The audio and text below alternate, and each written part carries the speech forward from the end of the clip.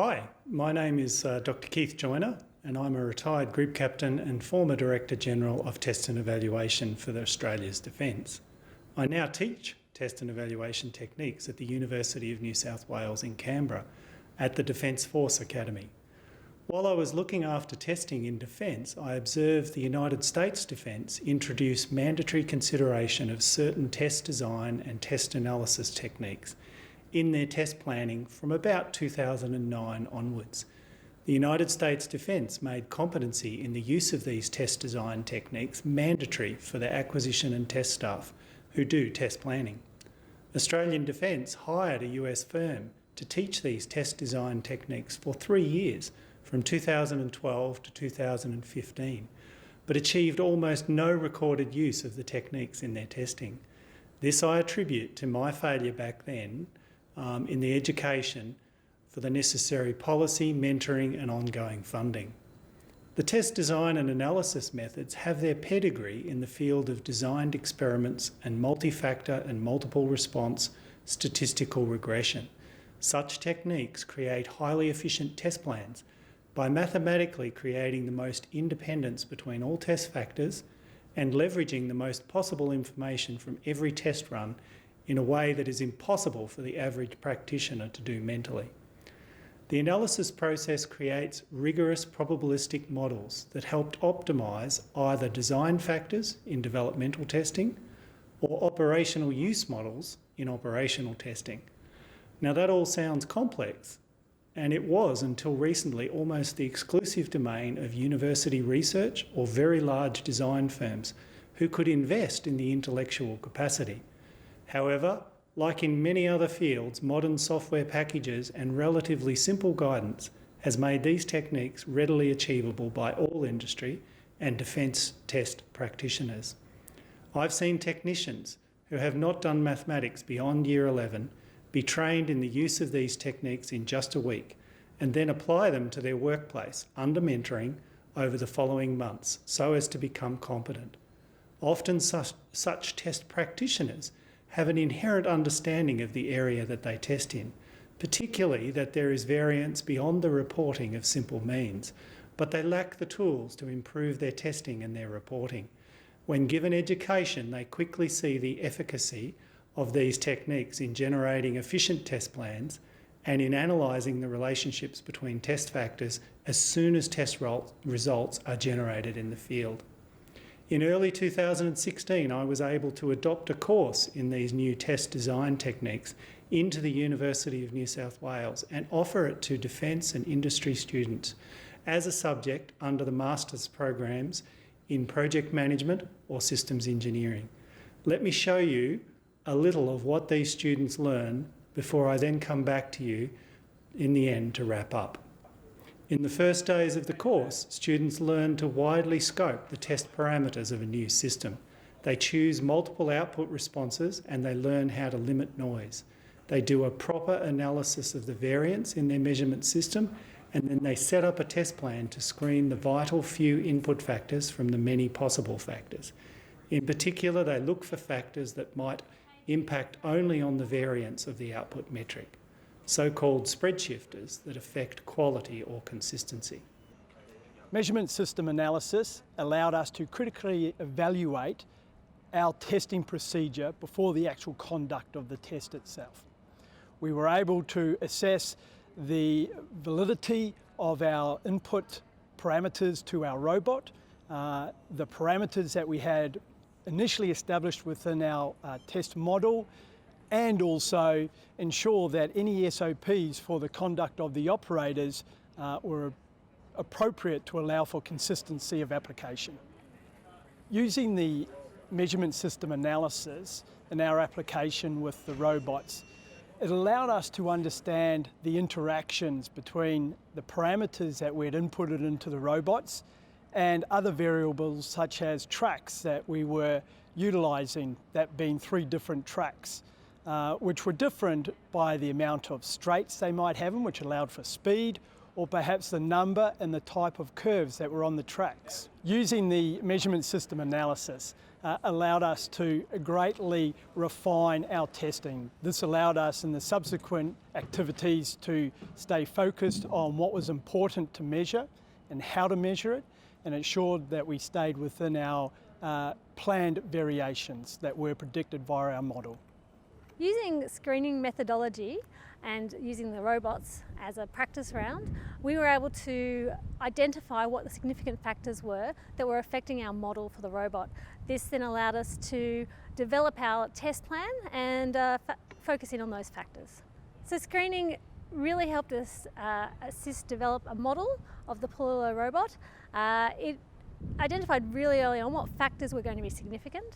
So of course we were looking at our control system factors as highly dependent. Also curve radius turned out to be quite an important factor, so we're allowed to look for those further on. So when we're doing this screening process, I was already starting to think ahead as to how I'm going to use that in my workplace, where resources are really limited. So when we're looking at tests that involve aircraft, there's a lot of resources involved, not just the aircraft, but also the personnel. By screening, we get to identify what factors are important before we get there and start really using those resources. In the middle portion of the course, students learn how to focus down the major portion of the testing onto modelling the effect of the most important factors on the test metrics. They learn how to look for an optimum of the desired output based on the necessary or best consistency. These modelling skills can be used in optimising a design or in optimising operational use of a system.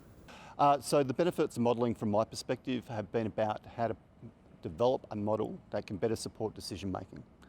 Through the use of design of experiments techniques, we can have confidence in those models to better support that decision making. Modelling with robots, as we went through the course, taught us a few things. One, modelling can be fun. Two, the importance of applying a set of consistent techniques to actually come out with answers, in spite of not having a detailed knowledge of robotics. Model validation is, I think, critical to support industry's decision making. They need validation to ensure that they have confidence in what the model is telling them. So broadly, the steps that we took to validate the model was to compare a set of runs that we conducted after we generated the model to the model itself, and then we compared the differences in the true runs to the model to give us confidence that the model was actually working. In the last days of the course, students learn how to analyse historical data where the test design has not been optimal. These suboptimal prior tests often have poor independence of the input factors, too many test runs and thus more complex than they need to be, or insufficient or differing amounts of repetition in each test run. In this section, students are also given the skills to cut back testing from the optimum test design. They do so using either representative sampling or combinatorial high throughput testing, which is necessary when only validating a design or product and when testing is seriously expensive or complex. The software packages and their work with design of experiments enable these students to make such decisions while still keeping as much independence in the test factors as possible.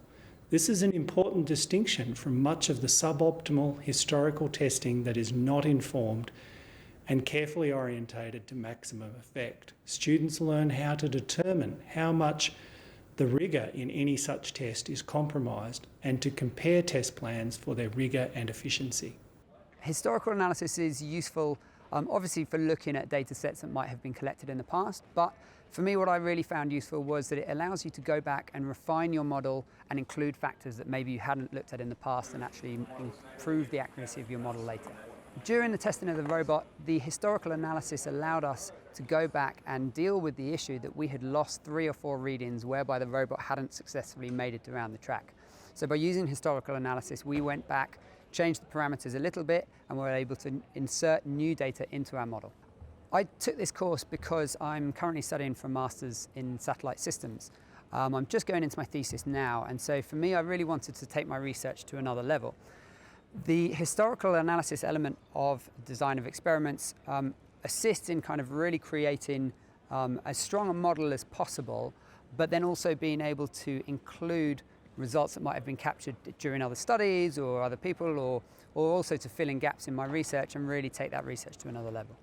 You will have noticed the students using a line-following robot in the course and trying to optimise it reliably for different racetracks. This was introduced to the subject so students learn how to deal with autonomous and complex systems, where some test factors and test data are internal to the robot and some are external and based on the racetrack or tyres. The course also has a half day explaining how to use their new combinatorial test design skills for cybersecurity testing.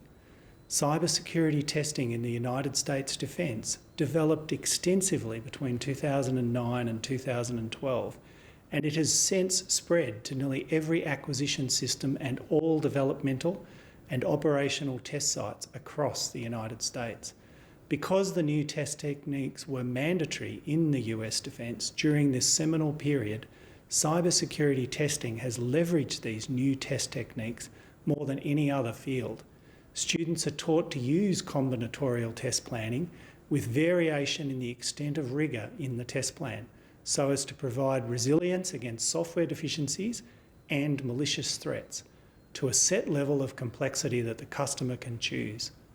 Unfortunately, the computer and software testing in Australia still appears to use mostly random testing rather than combinatorial testing, most likely because it requires less education, whereas they should be using the best of both. Defence and defence industry will need to be smarter in cyber security test specifications if they hope to maintain cyber resilience to these US standards. I started this overview with how the first 3 years of early education in the new test design techniques in Australia's defence did not achieve use of the techniques.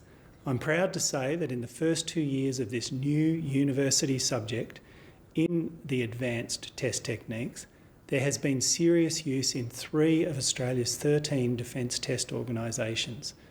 2 more test units have just attended the subject. Students go home to their units and they have to use the techniques in their work or hobby under mentoring, and then they submit this as an assignment. Students have done test plans for electronic warfare, ship supportability, counter-terrorism systems and explosive ordnance, as well as hobbies like cupcakes, computer games, robots, home rockets and home brewing. Anything that gets the students reinforcing their learning with passion or contributing to their work.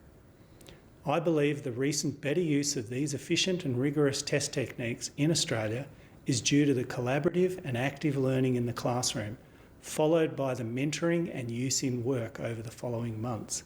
Commanders in these test units are seeing real improvements in their test practitioners and better use of their test budgets. Over 50% of Australia's defence equipment comes from the US Defence, and so it is overdue that these test techniques permeate Australia's defence and industry, especially given cyber threats and their extensive applicability in smart cybersecurity testing. If this is to occur though, the education of the test techniques must also extend to the acquisition project staff who set the contracts and they fund the testing of the new systems. Too few of these project staffs get to visit the US or are funded to gain new competencies. There are real project risks of inefficient testing in developmental projects like the future submarine, or of not understanding existing testing on US equipment like the Joint Strike Fighter aircraft. So in summary, I commend this course to you and your staff. I hope to see you characterising our robots in the class sometime, followed by a chance to mentor you trying out these techniques in your work.